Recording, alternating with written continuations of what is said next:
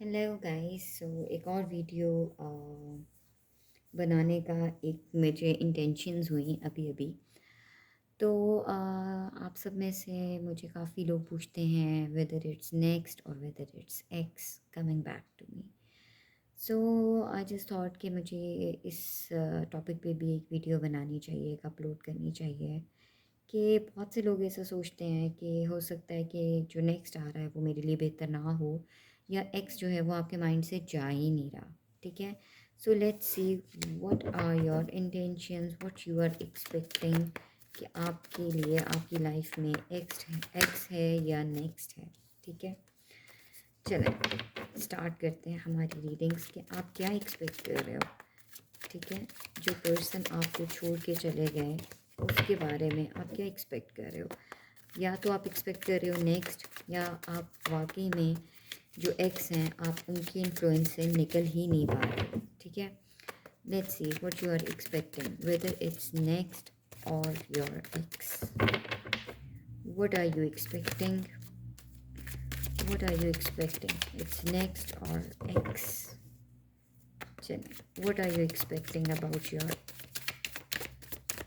X and what you are expecting, whether the person next to you or X is better or next is better. ठीक है। Okay, what are your expectations, what are you expecting? चलिए, one more shuffle. What are you expecting?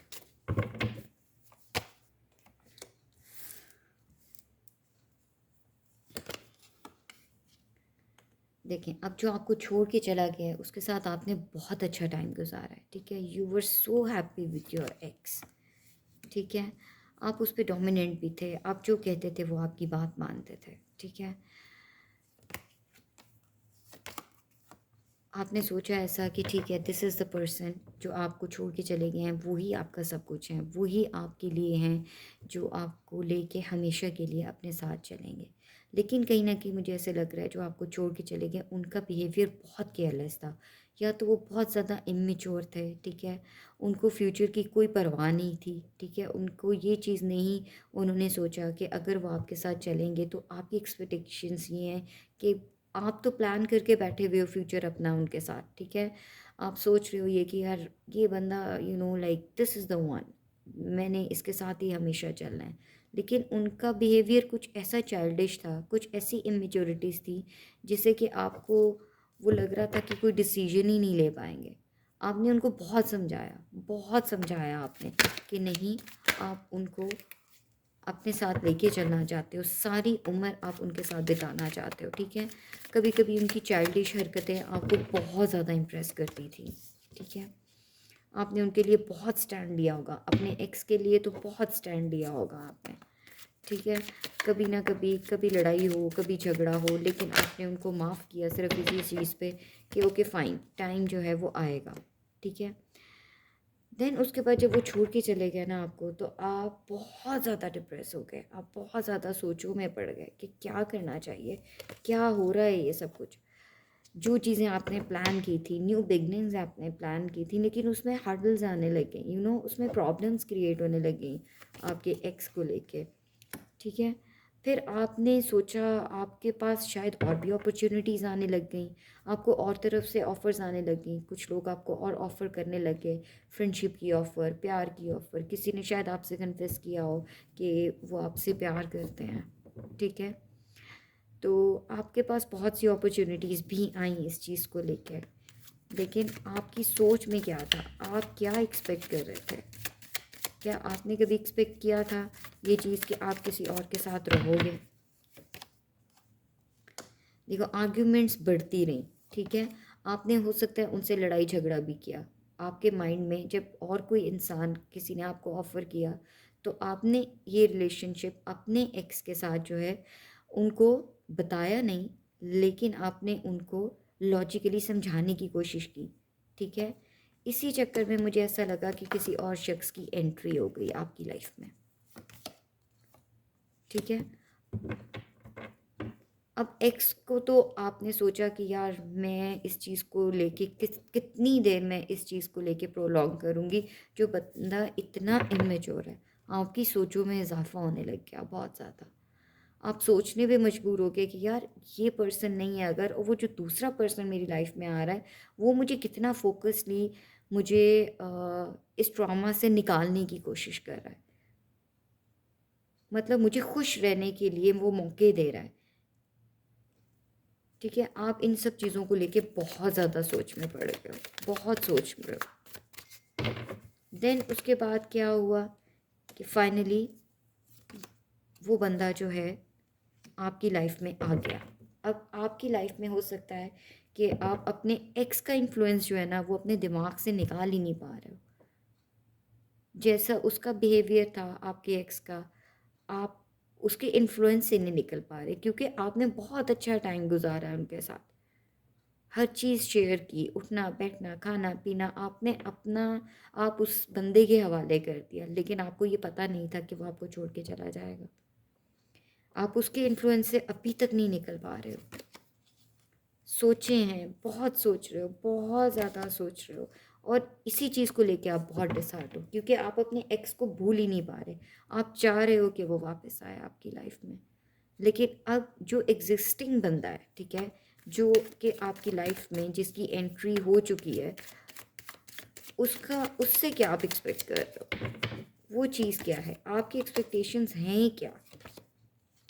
ठीक है, आप जब तक उस trauma से नहीं निकलोगे, अपने एक्स के ट्रॉमा से नहीं निकलोगे, तब तक आप फॉरवर्ड जा ही नहीं सकते।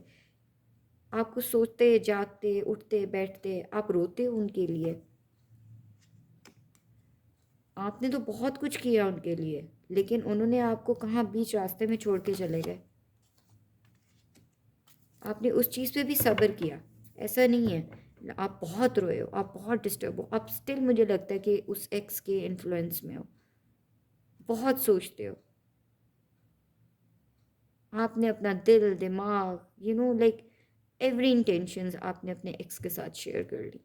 ठीक है, अब जब आपके पास नेक्स्ट पर्सन आया आपकी लाइफ में, ठीक है, with great love offer, emotions offer, ठीक है, तो आप डबल माइंडेड हो गए, बहुत डबल माइंडेड हो गए कि मैं क्या करूं। डिसाइड करना ही मुश्किल हो गया। जब तक आप उसके इन्फ्लुएंस से नहीं निकलोगे, आप अपने न्यू लव के बारे में कैसे सोचोगे, क्योंकि उस तरह की इंटेंशंस आप उनको दे ही नहीं पा रहे हो अपने नेक्स्ट को, जो आपकी लाइफ में आ चुका है। और वो पर्सन जो है वो आपको अपनी विश समझता है, आपसे बहुत ज़्यादा अटैचमेंट फील करता है, आपके फैसले का मुंतज़र है वो, और आप उनको जो है आपने उनको लटकाया हुआ है। आप उनको कोई पॉजिटिव आंसर ही नहीं दे पाते हो, आप उनसे भी झगड़ते हो, लेकिन कहीं ना कहीं आपको इंटरनली इस चीज़ का पता है कि मुझे किसी ना किसी सहारे की ज़रूरत है। ठीक है, बिकॉज जो एक्स है वो तो गया, लेकिन आपकी एक्सपेक्टेशंस जो हैं वो नेक्स्ट के साथ भी एफिलिएटेड हैं, क्योंकि आप चाहते हो उनके साथ हैप्पी रहना, घर बसाना। उनके लिए भी आपका काइंड हार्ट है, आप उनके लिए भी फीलिंग्स रखते हो, जो आपके नेक्स्ट हैं, जो आपकी लाइफ में इस वक्त हैं। सो ये पर्सन आपके लिए कुछ भी कर गुजरेंगे। जो एग्जिस्टिंग पार्टनर इस वक्त आपके साथ हैं, आपके नेक्स्ट जो हैं, मुझे लगता है कि वो आपके लिए कुछ भी कर गुजरेंगे।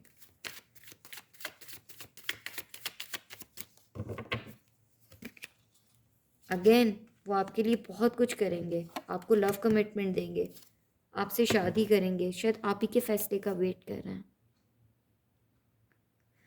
सो गाइस, आई थिंक ये जो रीडिंग है उस पर totally this is like what कि आप क्या एक्सपेक्ट कर रहे हो। ठीक है, और अगर आपकी एक्सपेक्टेशंस जो हैं इस नेक्स्ट के साथ शादी की हैं, तो वो आपके लिए बहुत कुछ करेगा, वो आपको ऑफ़र भी करेगा।